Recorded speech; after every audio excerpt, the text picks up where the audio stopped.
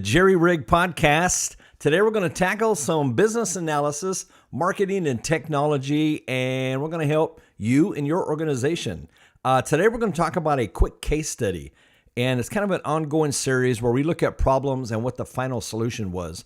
So stick around for today's episode. It's called Blueprints for Success. We'll be right back.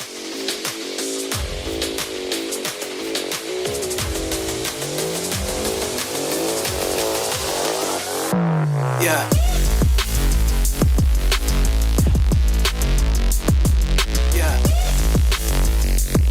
This is the Jerry Rigged Podcast, your no-nonsense knowledge base for business technology, marketing, and analytics. And now your host, Jerry Surstead.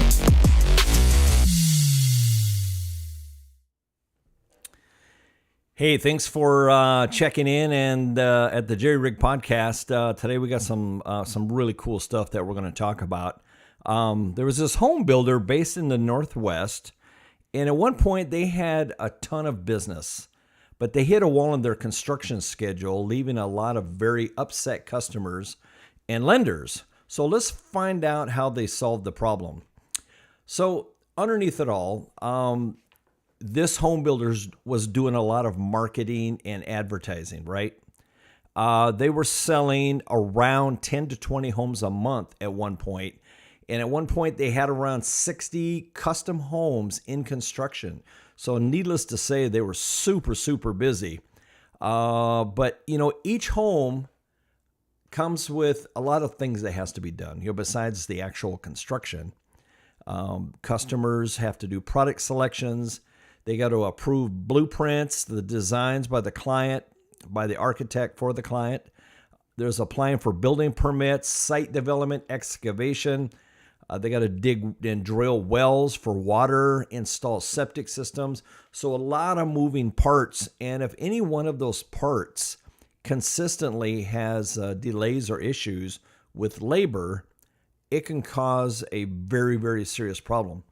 So there's certain trades in home building that tend to have problems and tend to be hard to get a hold of. One of those is foundation contractors, and another one is framing contractors. Framing contractors supply all the tools and labor to actually frame up the internal structure of the home, but they don't supply lumber. Now, lumber, generally speaking, is pretty alive and well, and you can order lumber, have it delivered, and there tends to not be too many problems in that department. But that labor piece, framing contractors have always been in short supply. So if you don't have your framing contractors lined up, ready to go on the schedule, you can't really deliver lumber. You can build the foundation, and then the foundation just kind of sits until you can deliver lumber. But you can't do that until you have framing contractors lined up, because you don't want your lumber sitting around in the rain, especially in the Northwest. So at this point, the company we're talking about is called Stanbrooke Custom Homes. They are a Northwest-based custom home builder, more of a production custom home builder. And at one point, they had about 20 projects with foundations poured, but they had no framing contractors, so they couldn't deliver lumber. So homeowners can get a little bit nervous, right? When their home is sitting still for more than probably a couple of days, they're asking questions. And besides that, custom home builders live and die by how much work is completed on any given month. So during any given month, for every dollar of work that's produced on a given project, that's what they get paid for at the end of the month, the amount of money they can pull from the loan. So historically, custom home builders complete work by around the 25th of each month, which is kind of a cutoff, and then they can bill for that amount. And so then the lender sends out an inspector to inspect the work. So if a builder at the end of the month submits a draw request for $50,000 for lumber, and then the bank goes out to their inspector, they take pictures, and if they see the lumber, then they can pull money for that category.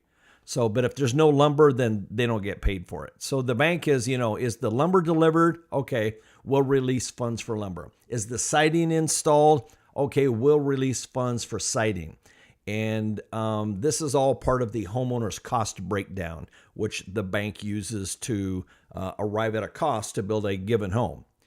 Then around the 7th or 8th of the following month, the home builder is then mailing out payments to all their suppliers and all of their subcontractors. So that's kind of how the system works. So every day that goes by and no work is completed, you can't build a homeowner's construction loan. So you're losing money. And the builder has overhead, which does not stop. The rent, wages for all his employees or his or her employees. And so there's kind of a general understanding, no work, no revenue. So we had these 20 foundations in the ground, right?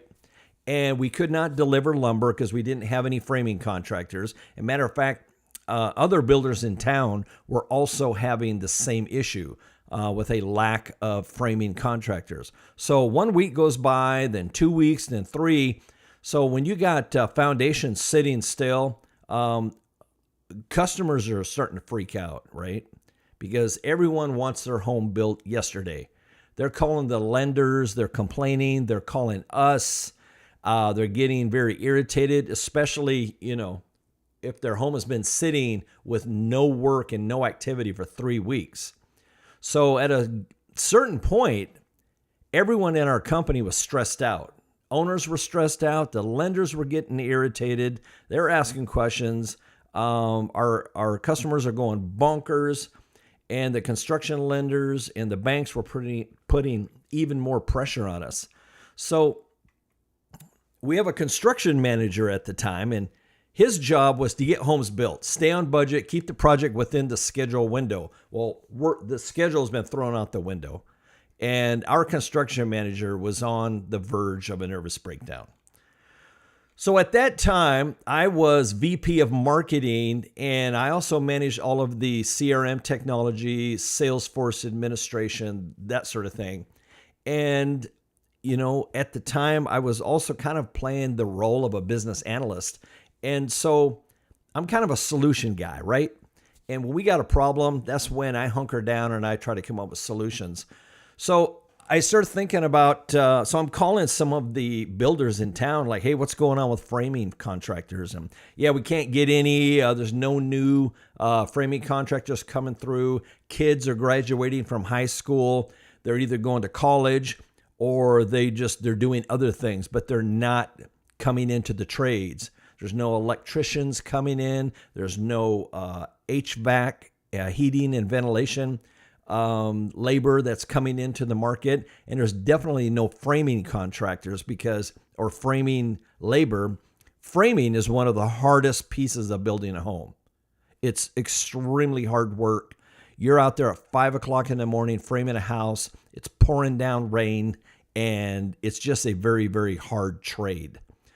So I started thinking about this problem. We got foundations in the ground. We can't deliver lumber. We don't have any framing contractors. What are we going to do? So the pressure's on. And so I started thinking about marketing and business analytics and this problem. And I thought, what if we were to market and advertise to local framing contractors just like we advertise and market to local homeowners to try to sell homes? What if we sold our company on why we're the coolest guys in town to frame homes for? So what I did was I put together kind of an offer, kind of the top 10 things, 10 reasons why our home building company was the company to do framing for. I talked about things like, hey, we're the number one custom builder in the Northwest. That was debatable at the time. We're the premier general contractor. everybody wants to be working with us. Everyone wants to frame homes for us. Another thing that we do, our superintendents go out to the job sites and they bring pizza to the framing contractors on Fridays. We pay on time.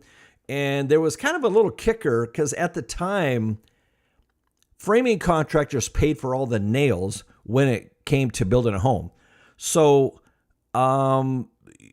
builders were not used to paying for nails. And honestly, framing contractors were always complaining that they have to pay for nails. They're like, the builder pays for the lumber. How come they don't pay for the nails? But nails can run anywhere from $600, $700 to well over $1,000 just for the nails to frame a home together. So I thought, what if we paid for nails? We would be the only guys, the only builders in town that offered to framing contractors to pay for nails.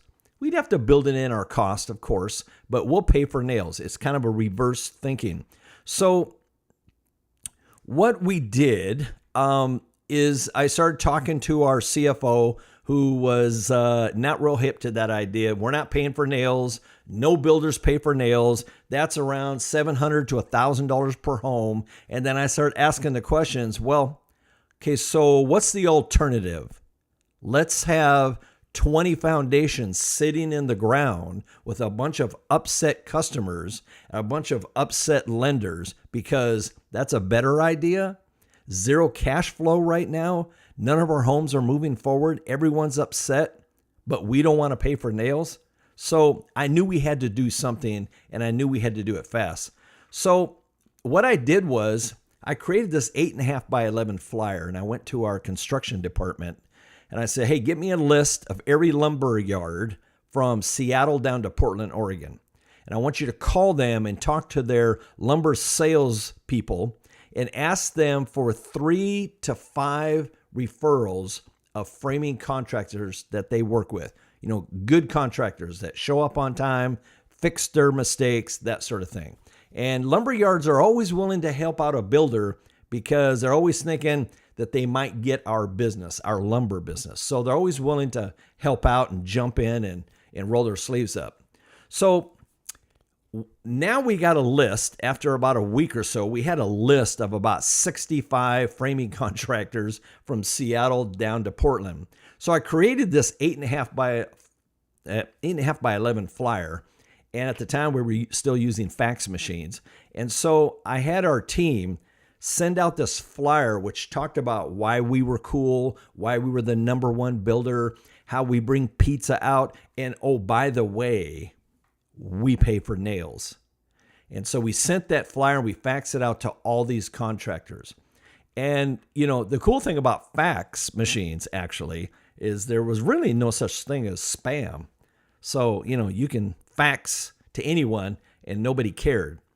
So we had this message, not just offering work, but an experience, not just offering framing contractors the ability to build our homes, but more of an experience to be part of something. We offered competitive compensation, a sense of community and appreciation. So that was kind of our selling advantage. And I always felt like it's not always about money. So we wanted to stand out. So that's what we did. We sent out this flyer. And I have to say, after a while, we created a crazy buzz. Like people were talking about us. And they didn't know why, but they were talking about us. The lumber yards were talking about us, framing contractors. And within days, framing contractors started reaching out. We had guys just walking into our front door. Hey, do you guys have some blueprints that we can give you a price on? We have an opening in 2 weeks. We can take on 2 houses, that sort of thing. And so we had phone calls and emails coming in. And I have to say, the results were nothing short of remarkable. Within about 3 weeks, the sound of hammers and saws filled the air. Our projects were getting back on schedule. And projects that were once in limbo were now bustling hubs of activity.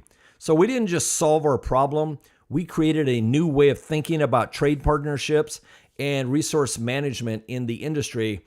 And it was a lesson in kind of creativity, adaptability, and the power of a well-crafted message and good marketing.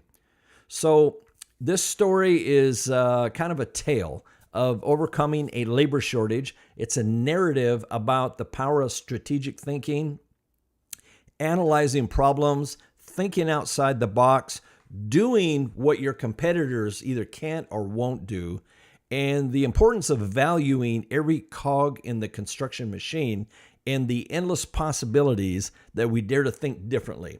Companies that have been around 10, 20, 30 years, those are the ones that are like, we're never paying for nails. Meanwhile, their jobs sit idle. So it's easy to get stuck in a rut and to kind of get this narrow way of thinking. So from now on, if you have a construction department and you're having a labor shortage, lean on a business analyst or a marketing director, because they really could maybe add something to your equation.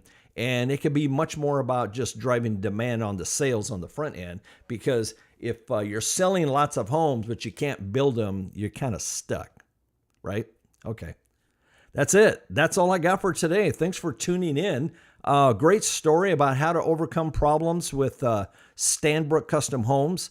In today's episode is a reminder that the world of construction, or any industry for that matter, can have its challenges and can be transformed into opportunities for growth and innovation. So keep building, keep innovating, and most importantly, keep reimagining the blueprint of success. Until our next episode, keep laying the foundations of your dreams. That's it. Have a good one. The Jerry Rigged Podcast. Don't forget to subscribe on Apple, Spotify, or Google. Business technology for CEOs, managers, and business owners. We're here to deliver insights and strategies without the fluff. This is the Jerry Rigged Podcast.